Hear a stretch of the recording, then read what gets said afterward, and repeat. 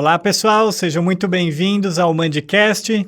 O Mandicast, o nosso canal aqui da Faculdade São Leopoldo Mandic, aqui no YouTube e nas redes sociais. Sejam muito bem-vindos. Eu sou o professor Marcelo e cuido aqui do Mandicast Odontologia, onde falamos sobre temas variados acerca da odontologia. E hoje eu convidei aqui a professora Giovanna Radomili Toffoli. Muito obrigado, professora. Obrigada pelo convite, é um prazer. A professora Giovanna é professora aqui da Faculdade São Leopoldo Mandic, na graduação e na pós-graduação. E ela é mestre e doutora em farmacologia, anestesiologia e terapêutica medicamentosa pela Unicamp.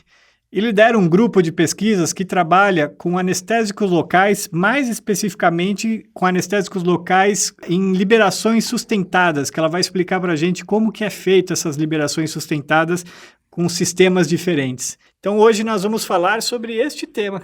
Muito obrigado, viu, professora? Muito prazer, é um prazer estar aqui. Muito obrigada pelo convite. Vai ser muito bom esclarecer para as pessoas o que são esses sistemas e como eles podem ser úteis na nossa prática clínica futura. Legal, então acho que a gente podia começar explicando o que são esses sistemas de liberação modificada.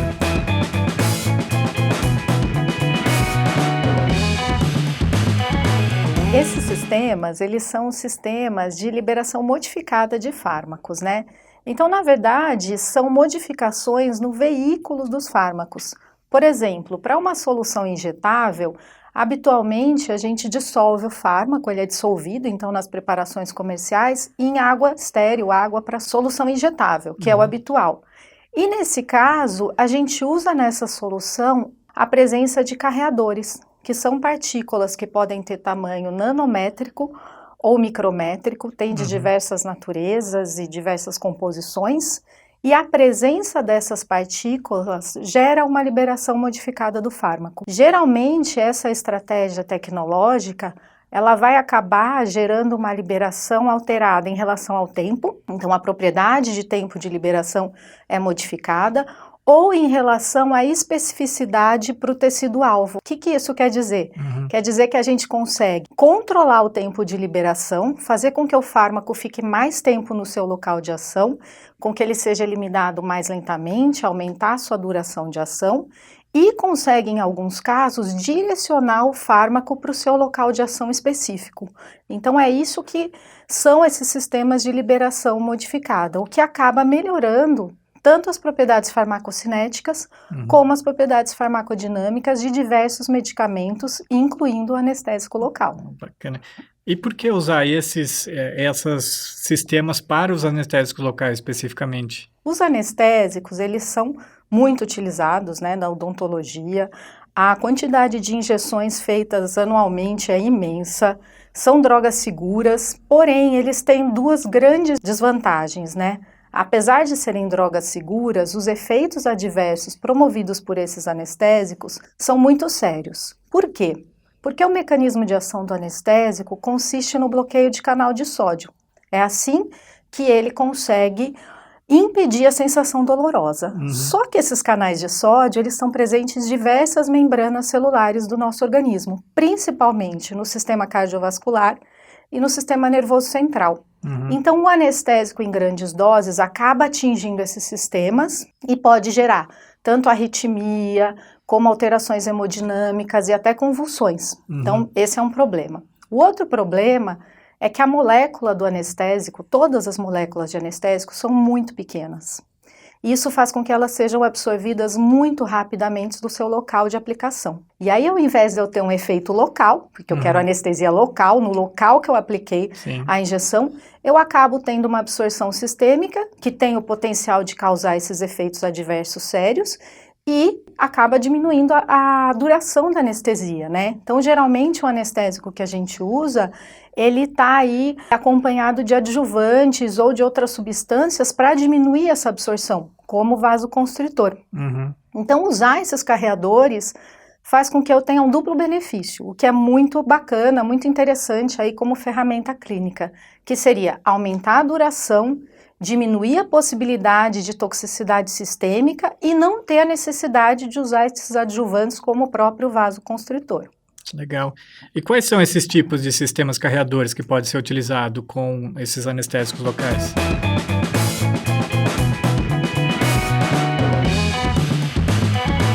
Olha, existem muitos tipos, né? Existe, assim, uma quantidade imensa de pesquisa a respeito desse tópico e uma variedade muito grande de carreadores.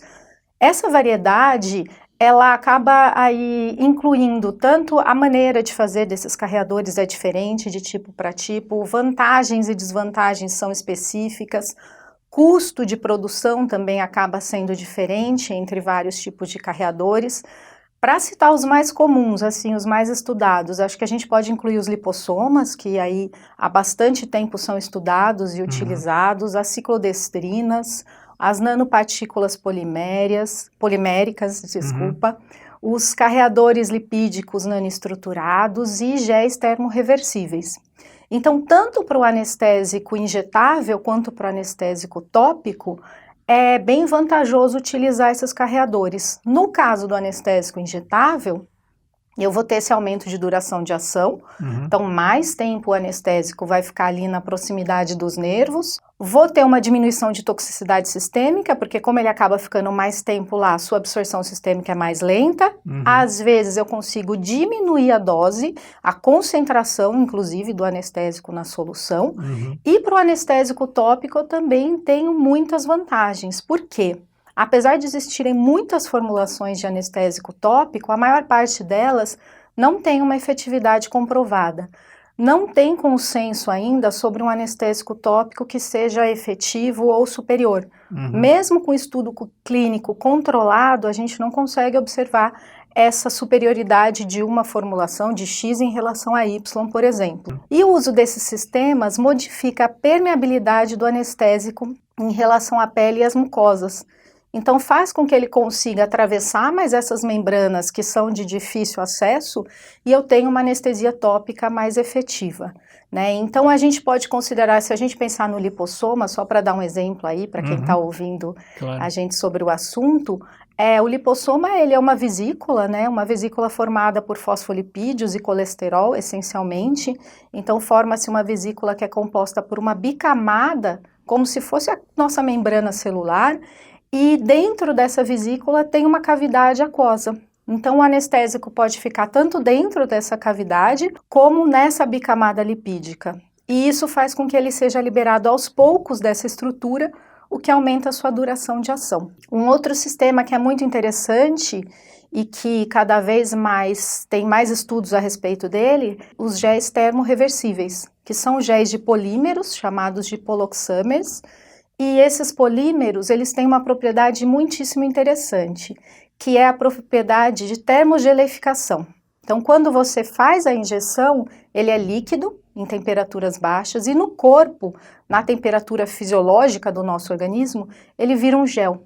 E aí ele forma um depósito da droga que libera o medicamento lentamente. Toda essa tecnologia para uso de anestésico local, ela já está disponível comercialmente?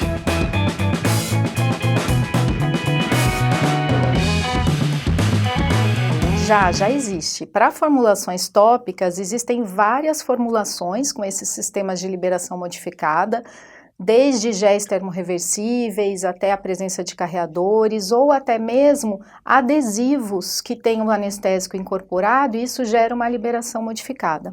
Então, que pode ser usado não só para dentista, então, sim, na medicina também. Sim, tem para muitas áreas, para diminuir, por exemplo, a dor antes de aplicação laser, a área de dermatologia tem bastante uso.